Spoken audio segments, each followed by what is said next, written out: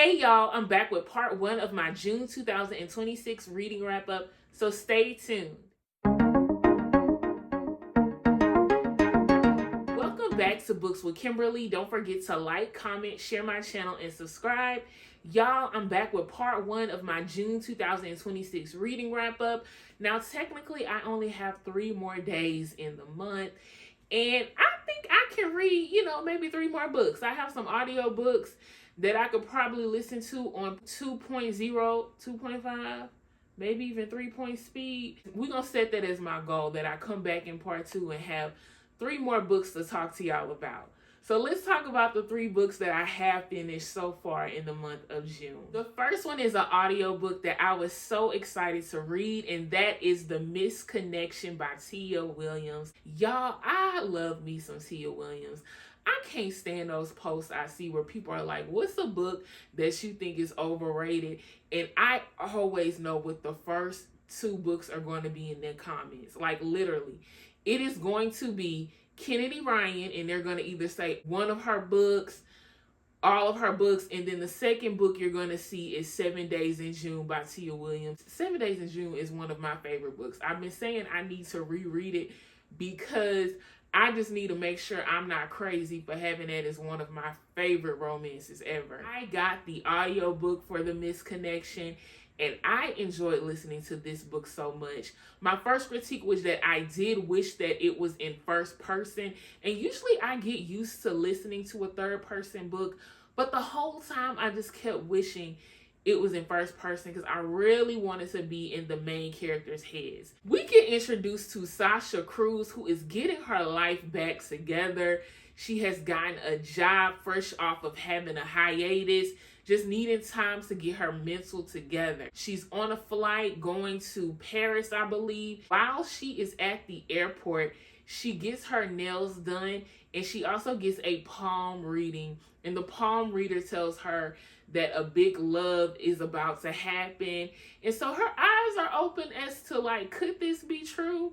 While she's on the plane, her seat partner is seat F, because she does not get his name, but it's this Italian man who is gorgeous, has an accent, and the 2 of them have a major connection. They talk the whole flight, and both of them leave the flight without exchanging information. So this is a story about her trying to get in contact with seat F. She hires a private investigator who she had an encounter with years ago, and they have an interesting history. His name is Wes, and so all of a sudden I'm like, what kind of romance is this? I'm immediately intrigued. You mean we got 2 love interests? Not 1, but 2. And y'all know I'm a love triangle girly, especially when it's done right. So I was excited that she got her old flame, who she had like a brief encounter with, searching for this new guy from the airplane. I was like, Sasha is my kind of girl. This book was romantic comedy gold. I laughed the entire time, y'all. And another thing I really appreciated about this story too is that she even made a joke about how she always dates black men and that she's never even dated outside of her race. And she has this friend who is very funny, and she's like, that's a recession indicator.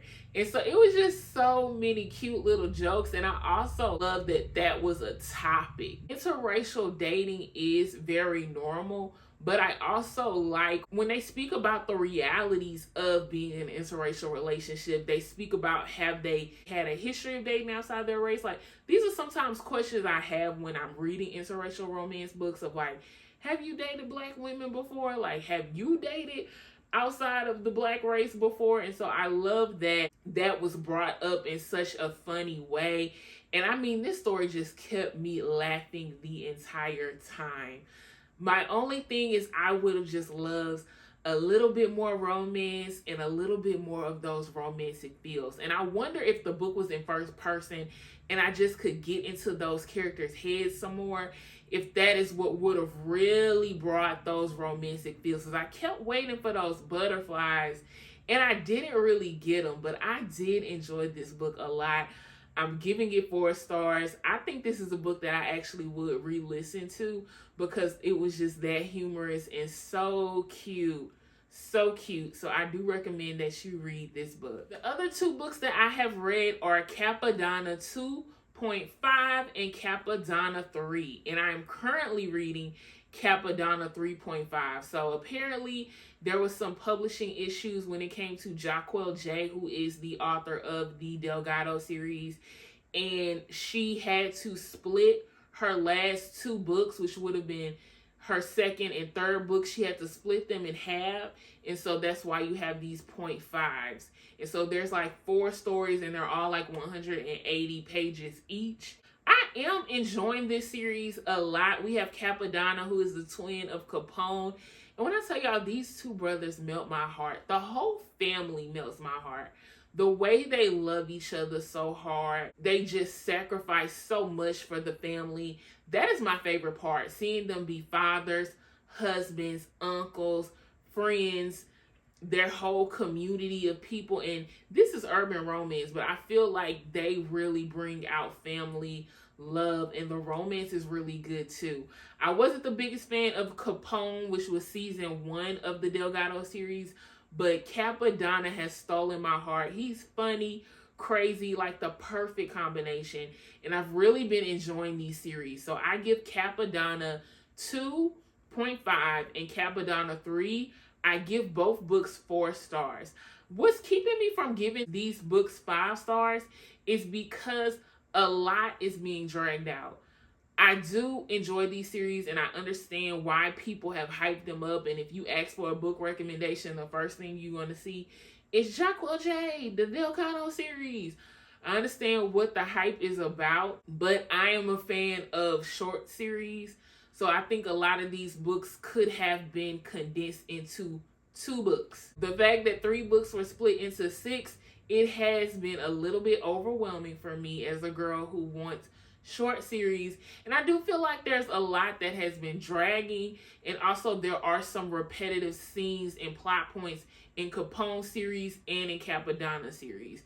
And it's like, okay, you keep, as they say, reheating these same nachos. I would have liked a little bit more creativity, but what really sets Cappadonna's books apart and why I love them, and ignore the fact that some of it is repetitive and the story drags a little bit, it's just those family elements. I love the friendships, the family, the found family elements. All of that is so beautiful, so funny and heartwarming. And I'm really enjoying this series. So I will be finishing up Cappadonna 3 within these next 3 days so that can be on part 2 of my June reading wrap up. Another book that I'm currently reading, listening to, is A Sky Beyond the Storm. And this is book 4 in the Ember and the Ashes series by Sabaa Tahir.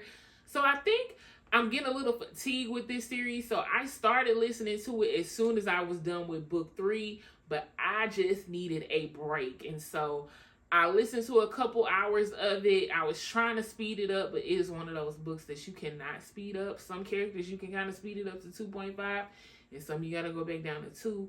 And I be trying to listen on 3 to get through these books, okay? Because when I have time to listen to a book, I'm trying to take advantage of it and start it and finish it really quick, but it don't always work out like that. So another fantasy book that I started this month, and I'm hoping to finish within the next 3 days, is One Dark Window by Rachel Gillig. This book is another fantasy YA read. I do wish the world building was better. The main fantasy part of this series is the fact that there are these cards that were created. I don't understand the lore. That's also why I'm starting to read fantasy books, physical copies or ebooks, because I wish I knew where to go back and re-listen to the lore and the world building behind these cards. I'm kind of getting little pieces of it as I finish the story. It's interesting. I just wish I understood the cards better and understood the lore behind everything, the world building. So far I do like it, and I do plan on finishing this book. So we'll see what books I get finished in part 2, because I am determined and I'm holding myself accountable. I will have 3 more books to talk to y'all about in part 2 of my wrap up for June. So y'all, I will be back, and thank you for tuning in to a Books with Kimberly video.